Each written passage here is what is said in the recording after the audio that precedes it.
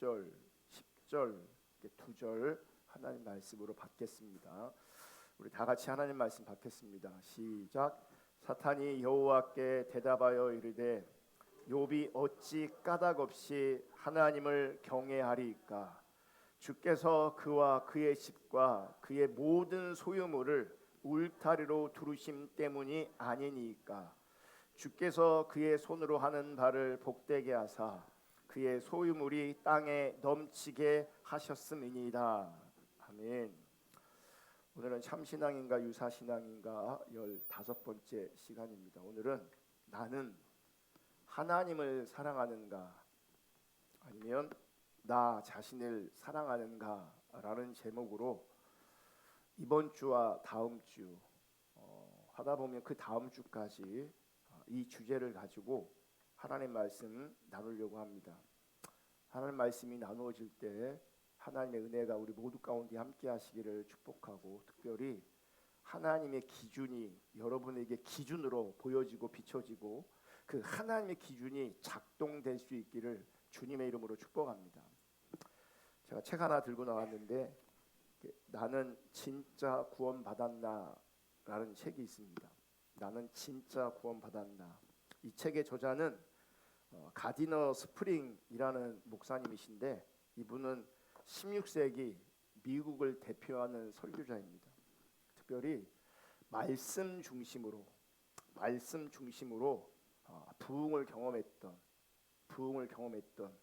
부흥의 은혜를 누렸던 귀한 분입니다. 이 책은 우리가 추구하는 참 신앙과 결을 같이 하는 책입니다. 목차만 보더라도 이분이 지금 어떤 말을 하고 있는지 우리가 분명히 알 수 있습니다.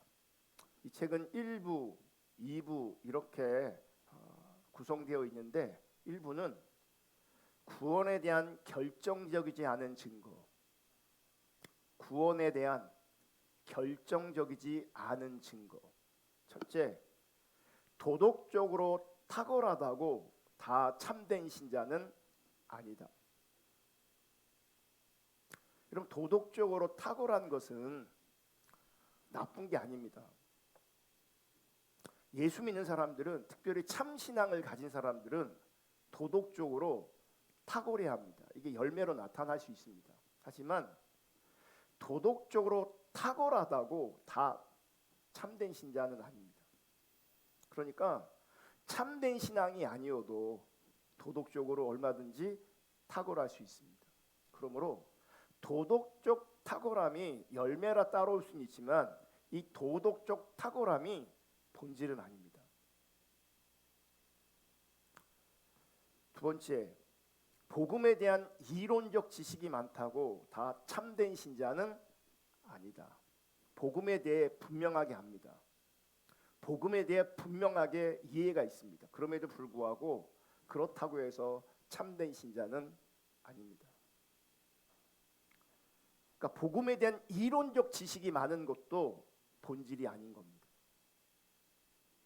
세 번째, 신앙의 모양을 보인다고 다 참된 신자는 아니다. 신앙의 모양이 있습니다. 신앙의 행위가 있습니다. 그럼에도 불구하고 다 참된 신자는 아닙니다. 네 번째, 탁월한 은사를 지녔다고 다 참된 신자는 아니다. 은사를 경험할 수도 있고 은사가 나타날 수도 있습니다. 그럼에도 불구하고 그 은사 때문에 참된 신자인 것이 증거되는 게 아닙니다. 그러니까 탁월한 은사도 그런 본질이 아닙니다. 다섯 번째, 죄를 깊이 깨달았다고 다 참된 신자는 아니다.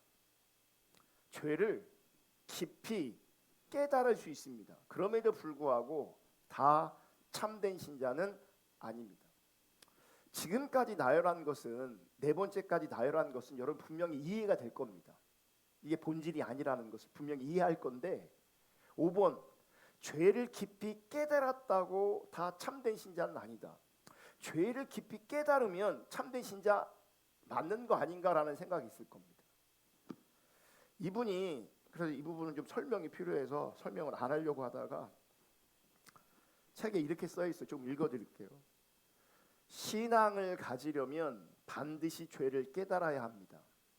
그러니까 참된 신앙이면 죄를 깨닫게 되어 있습니다. 죄를 얼마나 깨달아야 마음의 은혜를 입었다고 볼 수 있는지 묻는다면 나는 이렇게 대답할 것이다.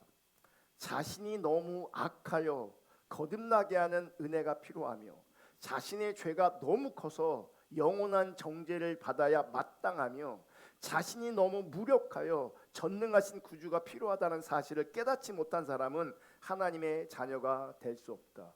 그러므로 여러분, 죄를 깨닫지 못하면 하나님의 자녀가 될 수 없습니다. 죄를 깨닫지 못하면 참신앙을 가질 수가 없습니다. 그러나 죄를 깊이 깨닫는 것이 하나님의 자녀라는 확실한 증거는 아닙니다. 많은 사람이 죄를 깨닫고 나서 진정으로 회개하지 않고도 자신이 하나님의 자녀라고 생각하기 때문입니다. 이게 무슨 얘기냐면 죄를 깊이 깨달은 것 같긴 해요. 그렇게 표현하는 거죠. 문제는 뭐냐면 죄를 깊이 깨달은 것처럼 보이긴 하는데 그렇게 말은 하는데 회개가 안 따라온다는 거예요. 그러니까 죄를 깊이 혹은 제대로 깨달으면 회개가 따라올 수밖에 없어요. 따라와야 되는 거예요. 그러니까 회개 없는 죄를 깊이 깨닫는 것은 그래서 참된 신자의 증거가 아니라는 거예요. 6번, 구원받았다고 확신한다고 다 참된 신자는 아니다. 본인에게 구원의 확신이 있어요. 그럼에도 불구하고 하나님 앞에서는 참된 신자가 아닐 수 있습니다. 7번째, 회심한 때를 안다고 다 참된 신자는 아니다. 이 회심도 그럼 뭔지 아세요? 본인이 착각하는 거예요. 그러니까 어떤 은혜를 경험한 때를 본인은 회심이라고 이해하는 거예요. 이런 것들이 지금 나열된 것들이 구원에 대한 결정적이지 않은 증거입니다. 이게 결정적 증거가 아니라고요. 그러니까 지금 나열한 것들을 붙잡고 나는 구원받았다, 나는 참신앙이다 라고 여긴다면 그게 유사신앙인 겁니다. 결과는 치명적입니다. 2부, 구원에 대한 결정적 증거. 첫째, 하나님을 진정으로 사랑하는 거예요. 하나님을 진정으로 사랑하는가. 여러분, 이게 본질입니다. 도덕적 탁월함이 있어도, 복음에 대한 이론적 지식이 있어도, 신앙의 모양이 있고 탁월한 은사가 있고 죄를 깊이 깨달아도 구원받았다는 확신이 있을지라도 회심한 때를 본인이 안다고 주장해도 그분이 주님을 사랑하는 게 아니라면 구원받은 게 아닌 거예요. 구원에 대한 결정적 증거 첫 번째가 하나님 사랑하는 겁니다. 두 번째, 죄를 회개하고 돌이킨 자의 삶을 사는가. 아까 죄를 깊이 깨달았다고 다 참된 신자는 아니다 그랬잖아요. 이게 이어지는 겁니다. 죄를 깨닫고 회개하고 돌이킨 자의 삶을 살 때에 그 사람이 구원받은 거예요. 세 번째, 그리스도를 믿는 믿음이 있는가. 복음적 겸손을 지녔는가. 5번, 자기를 부인하는가. 6번, 하나님의 영광과 존귀를 위해 헌신하는가. 그러니까 하나님 뜻과 하나님 그분을 위해서, 하나님 나라를 위해서 헌신하는가. 7번, 기도의 영이 있는가.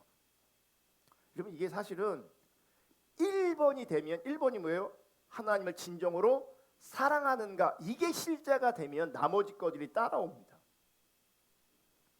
내가 기도가 안 되고 기도가 힘들어요. 기도하고 싶은 마음이 안 들어요. 왜 그런지 아십니까? 하나님 사랑하지 않기 때문에 그렇습니다. 하나님을 사랑하지 않으면 구원에 대한 결정적 증거가 우리 가운데 지금 없는 겁니다. 구원에 대한 결정적이지 않은 증거는 그분에게 있을 겁니다. 한두 가지가 아니라 여러 가지가 있을 겁니다. 근데 그건 증거가 아니라고요. 8번 다른 그리스도인을 사랑하는가? 9번 세상에 속하지 않는 삶을 사는가? 10번 은혜 안에서 성장하는가? 11번 실제적인 순종을 하는가? 이런 것들이 구원에 대한 결정적 증거고, 이런 것들이 내 삶에, 내 상태에 반영되지 않고 있다면, 나타나지 않고 있다면 여러분은 구원을 받으셔야 합니다. 여러분은 거듭나셔야 합니다. 이 책 1부 6장에 구원받았다고 확신한다고 다 참된 신자는 아니다 라고 하는 그 챕터에 이런 내용이 있습니다. 다음 PPT. 복음이 말하는 믿음이란 자신이 구원받을 것이라고 믿는 것이 아닙니다. 나는 구원을 받을 것입니다. 바라는 게 믿음이 아니라고요. 나는 구원을 받았을 겁니다. 기대하는 게 믿음이 아니라고요. 자신이 구원받을 것이라고 믿는 것이 아닙니다. 예수 그리스도 안에 있는 믿음과 우리가 구원받을 것이라는 믿음은 다릅니다. 실제로 그분의 구원에 참여하는 자가 되는 것과 마음속으로 자신이 참여자라고 믿는 것, 이건 믿는 게 아니에요. 본인이 여기는 거죠. 마음속으로 자신이 참여자라고 여기는 것은 다릅니다.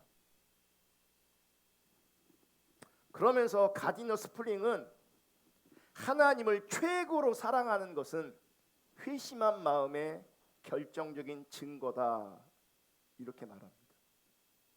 내가 정말 구원받았다면, 내가 정말 회심했다면 그 증거가 뭐냐면 하나님을 최고로 사랑하는 겁니다. 하나님을 최고로 사랑하는 사람이, 그 마음을 가진 사람이 구원받은 것이고 그 사람이 회심한 겁니다. 하나님을 최고로 사랑하는 것이 아니라면 내가 실제는 믿음이 아닌데, 실제는 구원이 아닌데 믿음이 있는 것으로 내가 여기는 거고, 구원이 아닌데 내가 구원받았다고 여기는 겁니다. 하나님을 최고로 사랑하는 것이 회심한 마음의 결정적 증거라고 한다면, 그러면 이제 내 모습, 나를 돌아봐야 합니다. 그리고 나에게 질문해야 합니다. 나는 하나님을 사랑하는가? 하나님을 사랑하되 최고로 하나님을 사랑하는가? 물으셔야 되고, 그 물음 앞에 여러분은 겸손하게 진실하게 하나님 앞에 답을 하셔야 합니다. 우리는 찬양과 경배로 예배합니다. 우리가 드리는 찬양과 경배는 그냥 하는 게 아니라 단계를 따라 합니다. 그래서 우리가 드리는 찬양과 경배에서 마지막 단계의 찬양에는 주로 주님께 사랑을 고백하며 예배합니다. 그래서 우리 예배는 꼭 마지막 곡에 사랑을 고백하고, 그래서 우리 교회는 주님께 사랑하는 고백을 참 많이 하는 교회입니다. 주님 사랑해요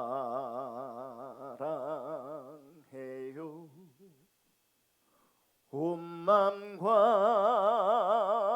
생명 다해. 이게 뭐예요? 하나님을 최고로 내가 사랑한다는 겁니다.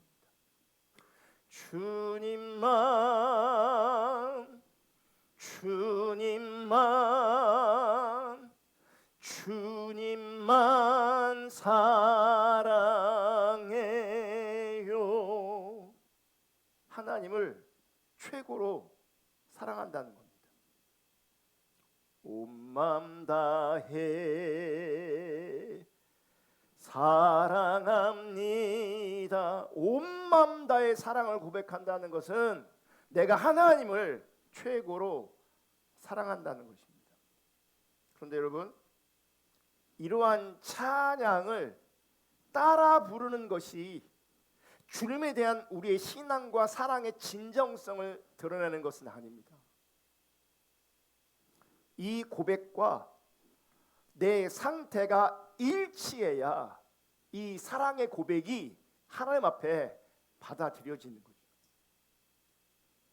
존재는, 내 상태는 주님을 사랑하지 않는데 온 마음 다해 사랑한다고 고백하는 것이 무슨 의미가 있겠냐고. 주님께 사랑을 고백하는 찬양을 따라 부르는 이런 방식으로는 우리의 신앙이 온전히 드러나지 않습니다. 그래서 가디너 스프링은 우리 가운데 이렇게 질문하는 겁니까? 하나님을 당신은 최고로 사랑하고 있는가? 하나님만을 최고로 사랑하고 있는가? 여러분, 하나님을 최고로 사랑하는가, 이 말은 내가 사랑하는 것, 내가 마음을 주는 사람들, 내가 소중히 여기는 물건 등등 그 어떤 것보다 더 하나님을 사랑하느냐, 이렇게 묻는 겁니다. 그리고 이렇게 하나님을 사랑하는 것이야말로 회심의 결정적 증거인 겁니다. 어떤 분은 하나님을 최고로 사랑하라는 이 요구가 불편하게 다가올 수 있습니다. 왜 그러냐면 안 되거든요. 그리고 어떤 분들은 하나님을 최고로 사랑하는 것 자체가 자기가 원하지 않아요. 그러니까 신앙적인 교리와 성경적 가치관의 관점에서는 하나님을 최고로 사랑하는 것이 맞는데, 내가 거기에 동의하는데 실제 내 상태는 동의하지 않아요. 내가 하나님 사랑하는 것, 그것도 최고로 사랑하는 것 우리가 원하지 않아요. 그래서 하나님을 최고로 사랑하라고 말하면 불편한 겁니다. 그러면서 논리를 만들어요. 하나님은 우리에게 자기를 부인하라고, 자기 중심성을 부인하라고 하시는데, 정작 하나님은 자기만 사랑하라고, 자기만 사랑하라고 우리 가운데 요구한다는 거죠. 그러니까 하나님이, 하나님 당신을 최고로 사랑하라고 하는 그 말씀이 자기 중심적처럼 보이는 거예요. 우리한테는 자기 중심성을 부인하라고 그러는데 하나님은 자기 중심성을 전혀 부인하지 않는 것처럼 보이는 거예요. 왜요? 하나님만 사랑하래요. 자기만 최고로 사랑하래요. 얼마나 이기적인 것처럼 보입니까? 그런데 여러분, 이런 논리와 정서는 나름 일리 있어 보이기도 하지만 맞는 말이 아닙니다. 궤변에 불과합니다. 여러분, 하나님께서 하나님을 최고로 사랑하라고 요구하시는 것은 하나님 당신을 위한 것이기도 하지만 사실은 우리 자신을 위한 겁니다. 이기적인 요구가 아니라고요. 네가 나를 사랑할 때 네가 온전해져. 네가 나를 사랑할 때 가장 안전해. 네가 나를 사랑할 때 가장 행복한 거야. 결국 하나님만 최고로 사랑하라는 그 요구는 하나님 그분을 위한 요구이기도 하지만 사실은 우리를 위해서 그렇게 말씀하시는 거예요. 우리가 하나님만을 최고로 사랑할 때 가장 안전합니다. 우리가 하나님만을 최고로 사랑할 때 가장 평안합니다. 우리가 하나님만 최고로 사랑할 때 가장 복됩니다. 왜 그러냐? 여러분, 우리가 하나님을 최고로 사랑할 때 하나님의 관점을 가지게 됩니다. 하나님을 최고로 사랑할 때 거기에 지혜가 부어집니다. 거기에 영적 분별력이 주어집니다. 그래서 하나님 관점으로 배우자도 사랑할 수 있고, 하나님 관점으로 자녀들도 사랑할 수 있고, 하나님 관점으로 지체들을 사랑할 수 있습니다. 하나님 관점으로 사랑할 수 있습니다. 여러분, 우리 인생의 문제가 뭔지 아십니까? 내 관점에서 내 배우자를 사랑하고 자녀를 사랑하고 내 관점에서 관계하는 것이 문제입니다. 사랑을 안 하는 게 문제가 아니고요, 자기 관점으로 사랑하는 게 문제인 겁니다. 사랑이라는 정서, 사랑이라는 감수성이 문제가 아닙니다. 사랑의 관점에 문제가 있는 겁니다. 여러분, 우리는 하나님의 관점이 아닌 내 관점으로 혹은 세상의 관점으로 진정성 있게 사랑합니다. 제가 여러분들을 보면 다른 건 모르겠지만 자식 끔찍이 사랑합니다. 자식들 끔찍이 사랑합니다. 자식을 사랑하는 그 정서, 자식을 사랑하는 그 감수성에는 문제가 없는 것처럼 보입니다. 문제는 끔찍하게 사랑하는데 내 관점으로 사랑하니까 문제가 되는 거예요. 그래서 끔찍하게 진정성 있게 사랑하는데 그 진정성 있는 그 끔찍한 사랑이 관계를 파괴합니다. 사랑에 정서가 있다니까요. 사랑이라는 감수성이 있다니까요. 배우자에게 자식의 끔찍한 마음이 있다니까요. 근데 관계가 파괴됩니다. 사랑하는 마음으로 사람을 죽입니다. 이것이 관점의 문제입니다. 우리가 하나님을 온전히 사랑할 때 우리가 온전해집니다. 지혜가 부어집니다. 그래서 실수가 없습니다. 그게 관계든 직장이든 결혼이든 뭐든 내 관점으로 선택하잖아요. 결국은 후회하게 돼 있어요. 근데 왜 내 관점으로 우리가 선택하는가? 그게 무엇이든 하나님을 최고로 사랑하지 않고 자기를 사랑하니 하나님의 관점이 부어지지 않고 하나님의 관점에 관심도 없고, 그러므로 내 관점으로 진정성 있게 그것이 어떤 것이든 선택합니다. 근데 그 내 선택이 관계를 깨고 후회로 돌아옵니다. 실수가 많은 거죠. 후회가 많은 거죠. 오늘 본문으로 욥기를 읽었습니다. 욥기 1장에는 사탄이 하나님께 욥에 대한 신앙에 대해서 뭐라고 합니다. 욥기에 나오는 사탄은 욥의 신앙을 칭찬하는 하나님께 욥이 까닭없이 하나님을 경외하겠냐, 이렇게 사탄이 하나님께 도전합니다. 지금 하나님은 욥의 신앙을 칭찬하는데 사탄은 욥이 까닭없이 하나님을 경외하겠느냐, 이렇게 도전하고 있습니다. 무슨 말이냐? 지금 욥이 하나님을 경외하는 것 같은데 하나님을 경외하는 데에는 그만한 이유가 있다는 겁니다. 욥이 하나님을 잘 섬기고 사랑하는 것은 하나님께서 욥의 집과 소유물에 복을 주셔서 욥이 부자가 되게 하시고 자녀들이 잘 되게 하셨기 때문에 그 욥 입장에서는 하나님을 경외할 수밖에 없다는 겁니다. 지금 사탄은 그 누구든 하나님이 욥에게 주신 것 같이 복을 주신다면 욥처럼 하나님을 경외하지 않을 사람이 없다고 주장하는 겁니다. 그러니까 신앙생활하는, 하나님을 경외하는 이유가 있다는 거예요. 이유 없이 하나님을 경외하지 않는다는 거예요. 이유 없이 신앙생활하는 것이 아니라는 거예요. 여러분 신앙생활하고 있는데 왜 하십니까? 우리에게도 이유가 있을 겁니다. 신앙생활하는 이유. 그 이유가 뭐냐는 거죠. 그 이유가. 예수님은 요한복음에서 사탄을 가리켜서 뭐라고 말씀하시냐면 거짓의 아비라고 얘기합니다. 요한복음 8장 44절 볼게요. 너희는 너희 아비 마귀에서 났으니 너희 아비의 욕심대로 너희도 행하고자 하느니라.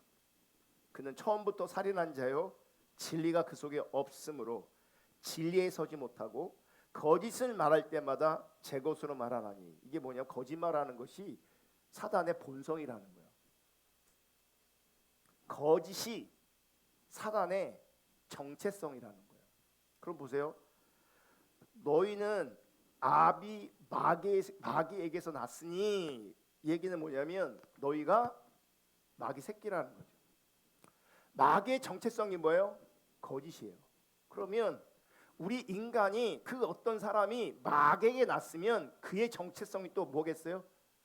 거짓입니다. 거짓입니다. 이는 그가 거짓말장이요 거짓의 아비가 되었습니다. 사단은 거짓의 아비고 우리는 거짓의 자녀가 된, 자식이 된 거죠. 그럼 참신앙이 아니면요, 사람은 진실할 수 없습니다. 참신앙이 아니면 진실해질 수 없습니다. 그게 무슨 말이냐면 우린 거짓된 존재라는 거예요. 그래서 하나님의 통치가 우리 가운데 실제가 돼야 그 하나님 나라의 가치 안에 진실이 포함되어 있습니다. 우리는요, 거짓이 많아요. 제가 하나님 앞에 고민하는 것 중에 하나가, 또 결단하는 것 중에 하나가 뭐냐면 100% 온전히 혹은 완전히 되는 건 아니지만 하나님 앞에 진실하려고 합니다. 꾸미지 않으려고 합니다. 위선 떨지 않으려고 합니다. 저는요, 집에서나 교회에서나 어디에서나 거의 비슷합니다. 그리고 거의 비슷하려고 합니다. 사람 따라 내가 달라지지 않습니다. 그렇게 하지 않으려고 합니다. 그 이유는 하나님 때문입니다.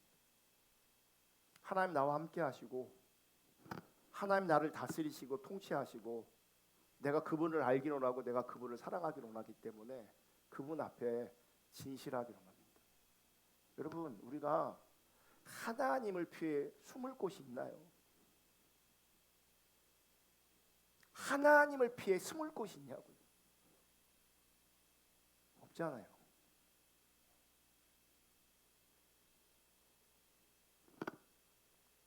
하나님 앞에 숨을 곳이 없다면 그분 앞에서 정직하고 진실하게 사는 것이 맞는 겁니다. 이렇게 저렇게 나를 꾸미는 것이 죄고요, 그게 위선입니다. 사단을 특징 짓는 단어가 있다면 그것은 거짓입니다. 그 거짓은 모방하는 것이고 흉내내는 것이고 왜곡하는 것입니다. 우리 시대에 많은 사람들이 구원을, 신앙을 흉내냅니다. 그게 거짓입니다. 진짜가 아닌 것을 진짜처럼 가장해서 속이는 겁니다. 반면 하나님은 참되신 하나님이라고 성경은 묘사하고 있습니다. 데살로니가전서 1장 9절 다 같이 읽습니다. 시작. 그들이 우리에 대하여 스스로 말하기를 우리가 어떻게 너희 가운데 들어갔는지와 너희가 어떻게 우상을 버리고 하나님께로 돌아와서 살아계시고 참되신 하나님을 섬기는지와. 하나님을 어떻게 표현하고 있냐면 참되신 하나님이다. 여러분, 하나님의 속성은 참되십니다. 하나님의 속성은 진리이십니다. 아까 사단의 속성은요, 그 속에 진리가 없다, 진리가 그 속에 없다라고 말씀하셨습니다. 하나님이 진리이시고 하나님만 참되십니다. 그런데 지금까지 우리가 살펴보고 있는 것처럼 신앙에도 참신앙이 있고 거짓신앙, 유사신앙이 있습니다. 거짓신앙은 마귀가 만들어내는 모조신앙이고 가짜신앙입니다. 예전에 참기름 장사가 가짜 참기름을 파는 사람들 때문에 망하는 일이 있었습니다. 정성 들여서 짠 진짜 참기름은 구하기도 힘들고 값도 비쌉니다. 그런데 아무렇게나 만든 가짜 참기름은 싼 가격에 어디서든 구입할 수가 있습니다. 그렇게 되다 보니까 결국 진짜 참기름을 파는 사람이 망한 거죠. 사람들이 안 사주니까. 여러분, 이 이야기는 오늘날 교회 형편에 대해 많은 것을 시사합니다. 무슨 얘기냐면 우리 시대는 참된 신앙을 찾아볼 수 없을 만큼 가짜 신앙이, 유사 신앙이 넘쳐나는 시대입니다. 그래서 나는 진정성 있게 참 신앙 가운데 참된 신앙 생활을 하고 싶은데 우리의 현실은 거짓 신앙, 유사 신앙이 넘쳐나니 참되게 신앙 생활 하고 싶은 그 진정성이 있어도 그것이 우리 실제로 작동되지 않는 거예요. 참 신앙을 들을 수가 없습니다. 그러니 자연스럽게 거짓 신앙으로 흘러가는 겁니다. 정말 마음이 아픈 것은 참 신앙을 들어도 참 신앙이 안 되는데 참 신앙을 못 들으면 당연히 거짓 신앙으로 흘러가겠죠.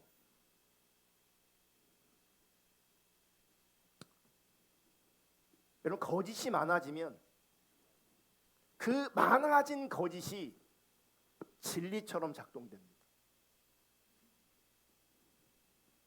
모방한다고요. 흉내낸다고요. 진리가 아닌데 진리 행사를 합니다. 신앙이 아닌데 신앙 행세를 합니다.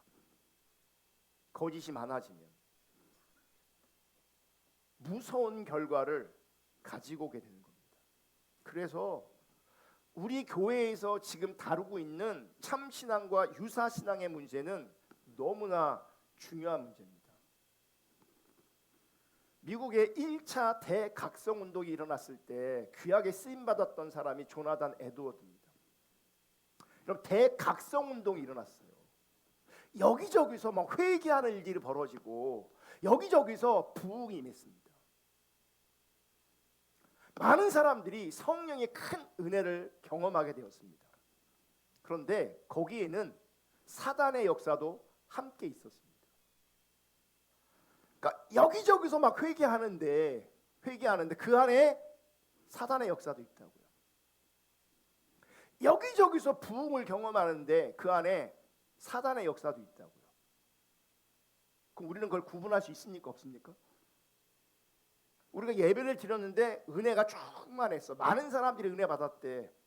근데 그 안에는 성령의 역사가 있을 수 있지만 그 안에는 사단의 역사가 있을 수도 있습니다. 성령의 역사가 강력하게 나타나는 곳에 사단의 역사도 강력하게 나타납니다. 이게 어려운 게 뭐냐면 제가 표현을 이렇게 했단 말이에요. 성령의 역사가 강력하게 나타나는 것처럼 사단의 역사도 강력하게 나타난다. 그러면 그 예배 가운데, 그 집회 가운데 한쪽은 선한 역사가 나타나고 한쪽은 어둠의 역사가 막 나타나는가, 악한 역사가 막 나타나는가, 그런 게 아니라고요. 그래서 우리 눈으로 발견하는 관점에 쉽게 성령의 역사와 사탄의 역사가 보여지지 않는다고요. 분별되지 않는다고요. 묻어가는 거예요. 그래서 성령의 역사가 아닌데 성령의 역사인 것처럼 사단의 역사가 포함되어 있다고요. 같이 묻어갑니다. 그래서 많은 사람들이 뜨겁게 회심한 것처럼 보이는데 그 안에는 거짓된 회심도 있는 거예요. 구별되지 않는다고요. 그 안에 있으면 다 회심 받은 것처럼, 은혜 받은 것처럼, 성령을 체험한 것처럼 다 그렇게 느낀다고요. 근데 그 안에 사단이 주는 회심과 구원의 확신과 사단이 주는 역사가 있다고요. 거짓 역사가 있다고요. 성령의 역사처럼 보이는. 이런 상황에서 참된 신앙의 확실한 증거를 성경적으로 조사했던 조나단 에드워드가 영구에서 그 당시 쓴 책이 신앙 감정론이란 책이에요. 신앙 감정론. 그 책이 여러 가지 버전이 있거든요. 생명의 말씀사에서 영적 감정을 분별하라, 이런 제목으로 출판돼 있어요. 참 신앙의 열매가 무엇인지를 연구하는 거예요.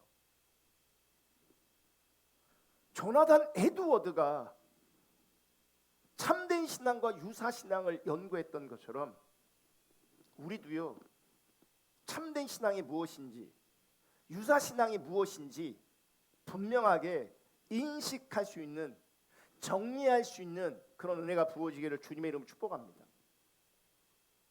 그것 중에 하나가 나는 하나님을 사랑하는가 아니면 나를 사랑하는 거예요. 여러분, 하나님을 사랑하는 자도 은혜를 경험할 수 있어요. 근데 자기를 사랑하는 사람도 은혜처럼 보이는 걸 경험할 수 있어요.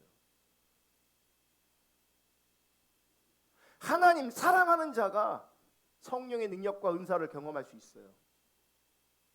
근데 자기를 사랑하는 자도 은사처럼 보이는 것, 성령의 능력처럼 보이는 것, 은혜처럼 보이는 것 경험할 수 있어요. 우리에겐 안 드러나요. 근데 결국 드러나요. 제가 어제 장례식 갔다 오면서 3일 갔다 왔거든요. 첫날, 어제, 오늘까지 3일 갔다 온 겁니다. 그러니까 장례식장 갔다 오면, 이렇게 다녀오면 잠시는 인생에 대한 묵직한 어떤 것들을 묵상하게 됩니다. 죽음에 대해서 묵상하게 됩니다. 사실 저는 죽음을 인식하고는 있지만 실제적으로 아직 죽음을 인식하지 못하고 있습니다. 내 문제가 아닙니다. 저 개인적으로는. 이번에는 3일 이렇게 다니면서 하나님 앞에 있으면서 어떤 생각이 들었냐면, 우리 인생이 요즘은 오래 살아도 성경은 80까지 강건하면 80이라고 말하잖아요. 왜 우리 인생이 60, 70, 80, 90을 살까? 여러분 보세요. 제가 만약 10년만 사는 존재다. 인간이 보편적으로 10년만 산다. 혹은 20년만 산다. 그러면 우린 절박해질 겁니다. 만약 내가 다음 주에 죽을 걸 안다. 혹은 한 달일 때 죽을 걸 안다. 혹은 1년일 때 죽을 걸 안다라고 여기면 죽음은 막연한 게 아닙니다. 죽음은 실제입니다. 그런데 우리가 60, 70, 80을 살다 보니까 죽음이라는 개념은 알지 몰라도 죽음이 실제이지 않습니다. 그래서 그 죽음이란 개념이 지금 내 삶에 작동되지 않습니다. 무슨 얘기냐면, 인생을 살다 보면 내가 진짜 신앙인지 가짜 신앙인지가 그냥 드러나게 돼 있어요. 감출 수가 없다고요. 외식할 수가 없다고요. 또 하나, 하나님께서는 나름 긴 시간을 살게 하신 이유는 그 안에서 회개하고 빚어지기를 원하시는 거예요. 당장 다음 주에 내가 죽는다 치면 그 사이 내가 뭘 훈련받고 뭘 어떻게 빚어지겠어요. 주님 앞에 서는 날까지 아름답게 빚어지는 것, 아름답게 훈련되어지는 것, 여러분 그게 복된 인생입니다. 이 땅에서 내가 원하는 어떤 목적을 성취하고 이루는 것, 그런 거 없습니다. 의미 없습니다.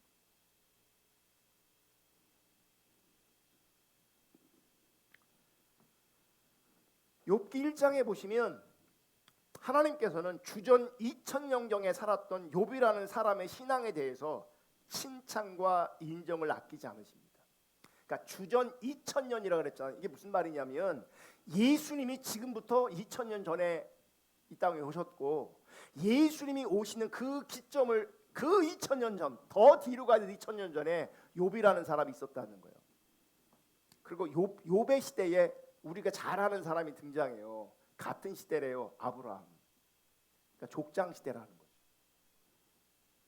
욥기 1장 8절 다 같이 읽습니다. 시작. 여호와께서 사탄에게 이르시되 내가 내 종 욥을 주의하여 보았느냐. 그와 같이 온전하고 정직하여 하나님을 경외하며 악에서 떠난 자는 세상에 없느니라. 하나님이 욥의 신앙을 칭찬하십니다. 그런데 사단은 욥의 신앙을 참신앙이 아니라고, 유사신앙이라고, 가짜신앙이라고 매도하고 있는 겁니다.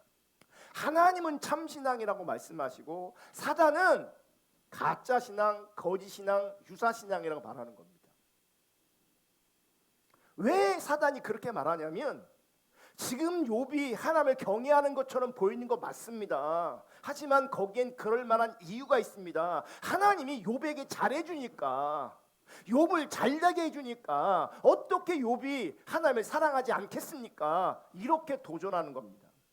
하나님이 잘해주니까 하나님을 믿고, 하나님이 잘해주니까 하나님을 경외하고, 하나님이 잘해주니까 하나님을 사랑한다는 거예요.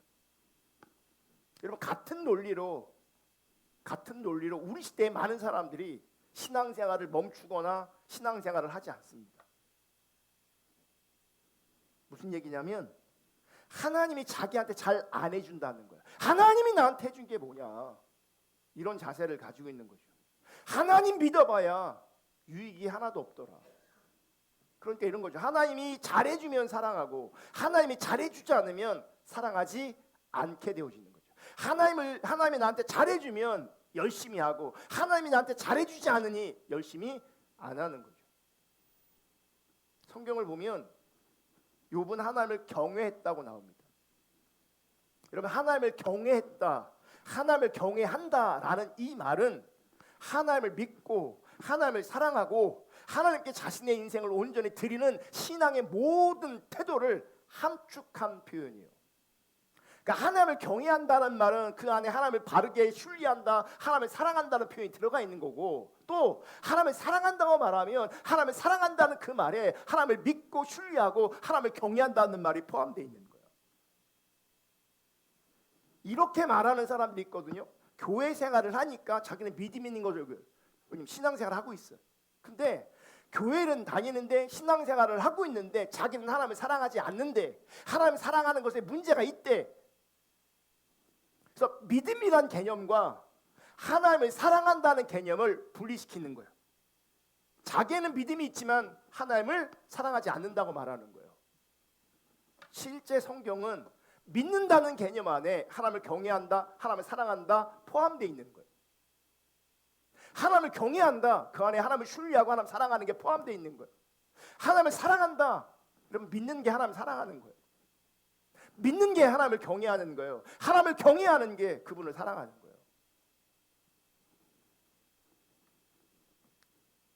하나님을 경외한다고 하나님이 욥을 말씀하시는데 사탄은 그럴만해서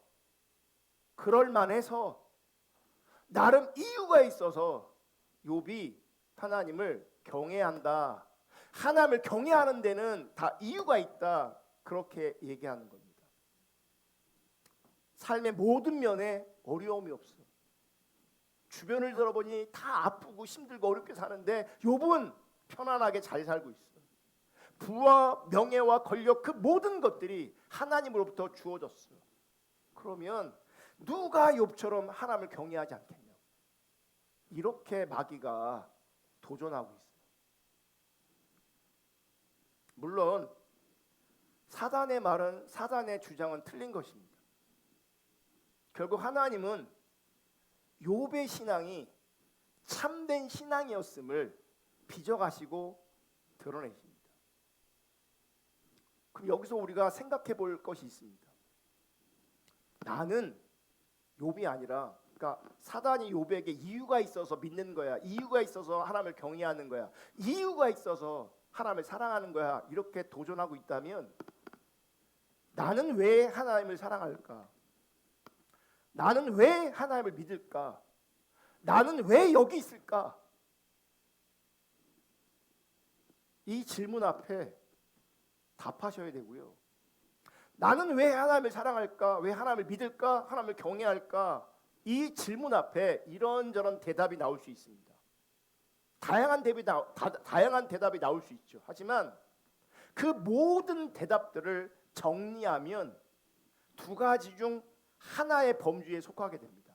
하나는 자기 자신 때문에 하나님을 사랑하는 것이고, 또 다른 하나는 하나님 그분 때문에 하나님을 사랑하는 겁니다.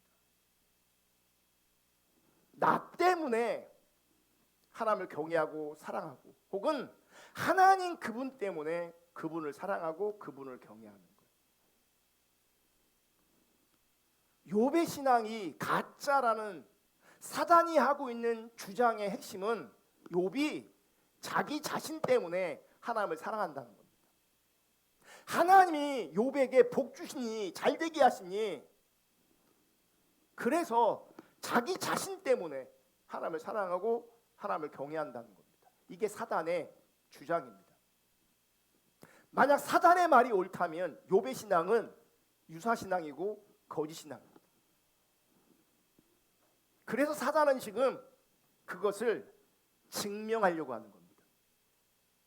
하나님은 욥을 바라보며 참신앙이다 말씀하시는 거고요. 사단은 욥은 자기 때문에, 자기 자신 때문에, 하나님 복 주셨기 때문에 하나님을 경외하고 사랑한다는 거예요. 그래서 유사신앙이라는 거예요. 그걸 지금 증명하려고 하는 겁니다. 하나님은 하나님을 경외하고 사랑하는 것은 하나님이 하나님이시기 때문에 욥이 하나님을 경외하고 사랑한다고 말씀하시는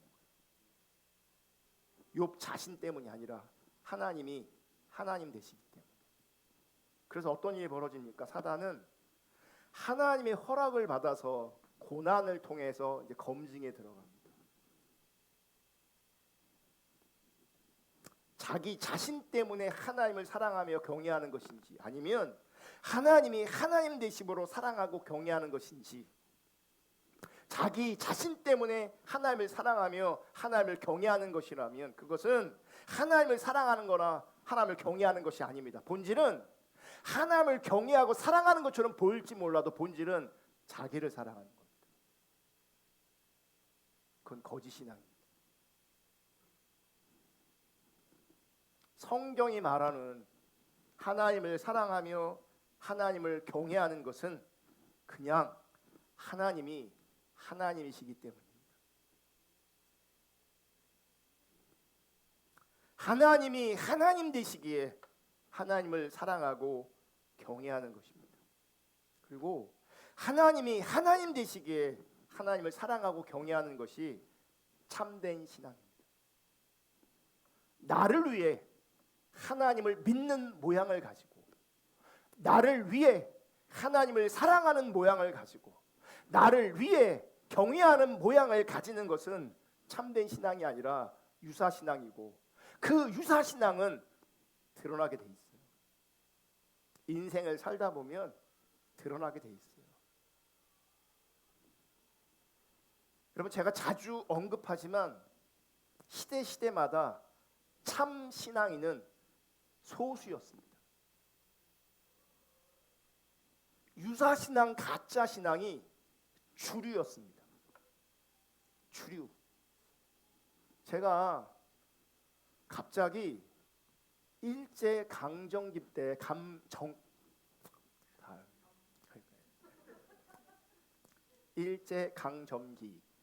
일제감정기에 잘못했어요? 참. 일제강점기에 독립운동에 헌신했던 독립운동가들 있잖아요. 그분들이 몇 명이나 되나, 얼마쯤 되나 갑자기 궁금해졌어요. 그래서 조사했어요. 쉬워요. AI한테 물어보면 돼요. 일제강점기에 독립운동에 헌신했던 독립운동가의 숫자를 보면서 저는 눈물이 났어요.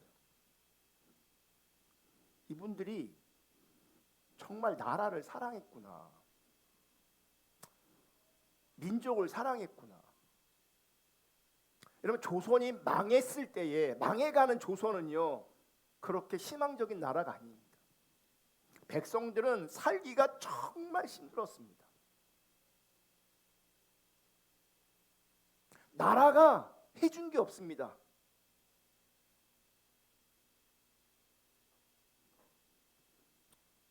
그런데 나라가 빼앗기자 독립운동을 합니다. 나라가 해준 게 없는데. 그 당시 인구를 보니까요, 독립운동가 수 추정치가 스크린 보시면 나오지만 약 10,000명에서 15,000명이래요. 독립운동, 그러니까 공식적으로 통계에 잡힌, 예측할 수 있는, 추정할 수 있는 숫자가 10,000명에서 15,000명이래요. 당시 조선 인구가 1910년도에 1,300만이었고 1940년대에 2,300만 명이었대요. 그러니까 평균을 내면 약 1,800만 명 인구가 조선인이. 그래서 비율로 환산하면 최대치 독립운동을 했던 사람이 15,000명을 기준 삼으면 전체 인구의 0.0008%만 독립운동했대요. 0.0008%만. 최소치 10,000명을 잡으면 전체 인구의 약 0.0006%래. 제가 영을 동그라미 하나 더 쳐. 지금 숫자가 중요한 게 아니고요. 독립운동했던 사람은 극소수라는 거예요. 극소수. 쉽게 설명하면 대전 월드컵 경기장에 4만 명을 수용할 수 있어요. 그래서 당시 인구를 축소해서 4만 명이라고 가정하면 독립운동가의 비율은 4만 명 중 4명밖에 안 돼요. 4명밖에. 나머지 39,996명은 그냥 일반 사람들.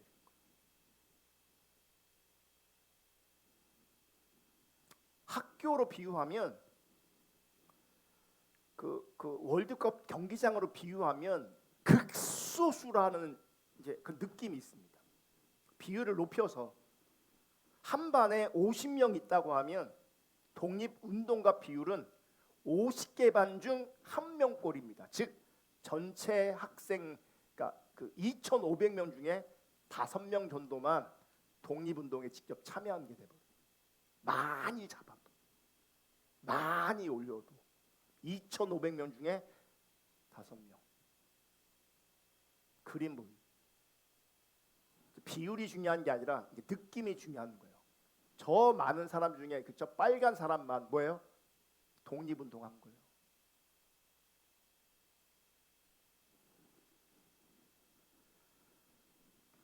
여러분,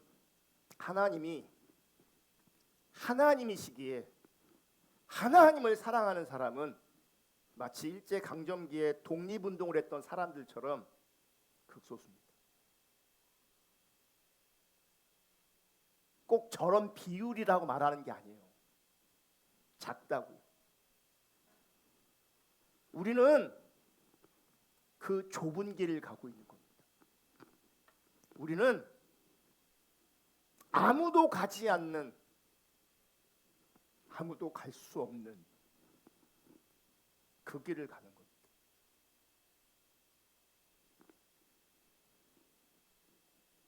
그럼 자연산 산삼이 있어요. 어디나 있지 않습니다. 계족산에 산삼이 있을까 물어봤어요. 없대요. 나는 내 딴에는 되게 깊어 보여서 있을 줄 알았는데 가능성이 거의 없대요. 여러분, 자연산 산삼이 있을 비율도 산 전체 식물 대비 0.1%래요. 극히 드물게 존재하는 겁니다. 그런데 놀라운 것은 자연 조건만 맞으면 이 희귀한 산삼이 군락을 이룬대요. 거기에 몰려 있는 거예요. 거기 몰려 있는 거예요. 우리 시대 거짓 신앙, 가짜 신앙이 팽배한 시대입니다. 참 신앙을 발견할 수 없는 시대입니다. 참 신앙을 들어도 배워도 참 신앙이 어렵습니다. 결단코 쉽지 않습니다. 근데 그 참 신앙은 하나님 사랑하는 겁니다. 나 때문이 아니라 하나님이시기에 하나님 그분을 사랑하는 겁니다. 이런 참 신앙을 추구하는 사람은 소수에 불과합니다. 어쩌면 우리 시대는 극소수일 수 있습니다. 신앙생활 대충 하시면 안 됩니다. 그 귀한 삼삼이 군락을 이루는 것처럼 거짓 신앙 체계가 팽배한 우리 시대에 참 신앙의 군락이 여기 있기를 원합니다. 참 신앙을 발견하기가 너무 신박한 시대를 살아가고 있지만 이곳에 오면 여기도 있고 여기도 있고 여기도 있는 군락을 이루는 그런 교회이기를 원합니다. 그런데 정말 중요한 것은 내가 믿는다고, 내가 하나님을 경외한다고, 내가 하나님을 사랑한다고 착각하지 말아야 합니다. 내가 남은 자라고 착각하지 말아야 합니다. 정말 내가 하나님을 사랑하는 자로, 최고로 하나님을 사랑하는 자로 그렇게 빚어지고 그렇게 세워질 수 있기를 주님의 이름으로 축복합니다. 다음 주에 이어서 나누겠습니다.